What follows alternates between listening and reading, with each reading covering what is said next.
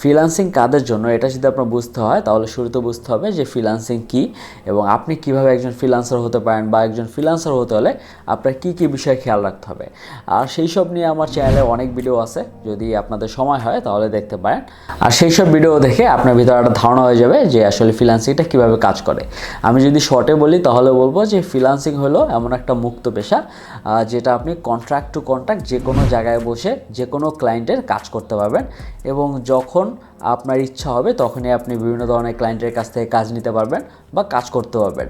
But এটা একটা process আছে, যে প্রসেসটা আপনার শিখতে হবে বা আপনার ঘাটতে ঘাটতে জানতে হবে। আর আপনি যত বেশি কাজ করবেন তত আপনি এক্সপিরিয়েন্স হতে থাকবেন এবং আপনার ডিমান্ডও আস্তে আস্তে বাড়তে থাকবে। আর এই যে এই প্রসেসটা যদি আপনার ফিল আপ করতে হয় তাহলে আপনাকে অনেক দূর যেতে হবে এবং অনেক কিছু করতে হবে। বাট মেইন কোয়েশ্চেন হলো যে আপনি কিভাবে বুঝবেন যে আপনার ধারা অ্যাকচুয়ালি আসলে ফ্রিল্যান্সিং হবে বা আপনি আসলে করতে যাচ্ছেন।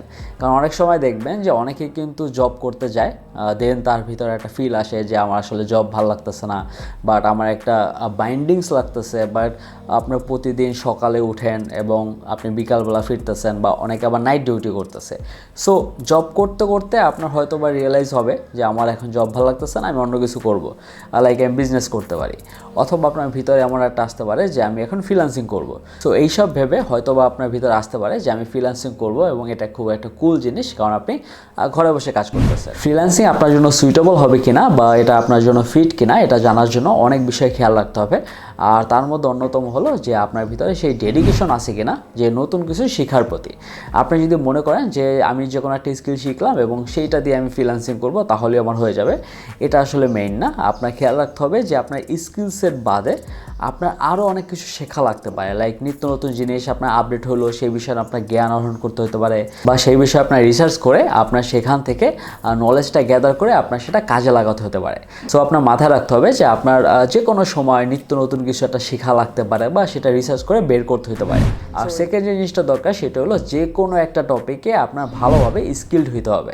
আপনি যদি 2023 সালে একজন ফ্রিল্যান্সার হতে চান তাহলে অবশ্যই আপনাকে কোনো একটা স্কিলসেট চুজ করে এবং সেটা যদি ডিমান্ডেবল হয় তখন আসলে বেটার হবে।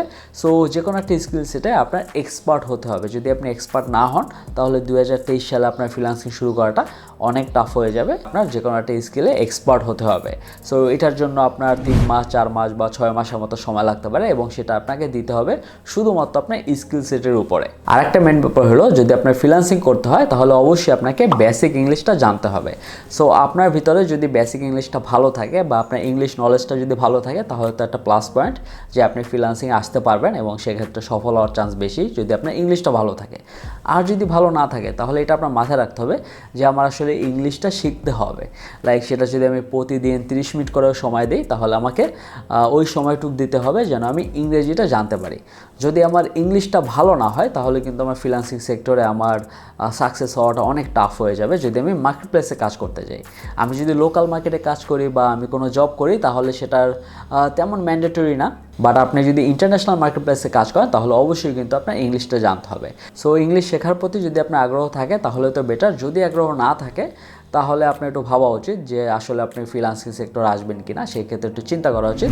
আর শুরুতে আমি বলছিলাম যে আপনার নিত্য নতুন কিছু শেখার প্রতি আপনার ডেডিকেশনটা থাকতে হবে। সো ইংলিশটাও যদি আপনার কাছে নতুন মনে হয় তাহলে ওইটা শেখার প্রতি আপনার ডেডিকেটেড হতে হবে, আদারওয়াইজ কিন্তু আপনার আশাটা উচিত হবে না।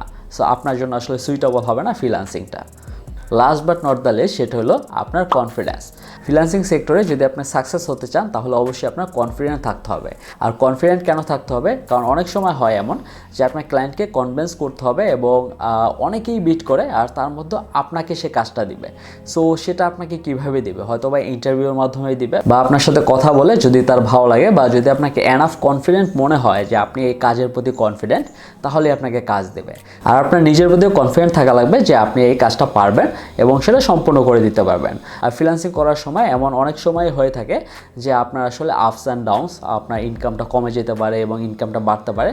আর ইনকামটা যখন কমে যাবে তখন যদি আপনার কনফিডেন্স লেভেলটা লো হয়ে যায় তখন কিন্তু আপনার আসলে সার্ভাইভ করা অনেক কঠিন হয়ে যাবে। আর আপনি যদি মনে করেন যে আপনি এনাফ কনফিডেন্ট আপনি কাজটা করতে পারবেন বা এই ফ্রিল্যান্সিং সেক্টরে আসতে পারবেন এবং সেটা আসলে খুব ভালোভাবে সাকসেস হতে পারবেন, যদি এই কনফিডেন্টটা আপনার ভিতরে থাকে, আর আদারওয়াইজ যদি আপনি এই সেক্টরে আসেন তাহলে বেশিরভাগ সময় এটা হতে পারে যে আপনি ফেল করতেছেন। সো ফেল করার আগে যে বিষয়টা আপনার খেয়াল রাখতে হবে সেটা হলো আপনার ভিতরে সেই কনফিডেন্ট আছে কিনা কাজ করার প্রতি, বা আপনার এই সেক্টরের প্রতি আপনি কতটুকু কনফিডেন্ট।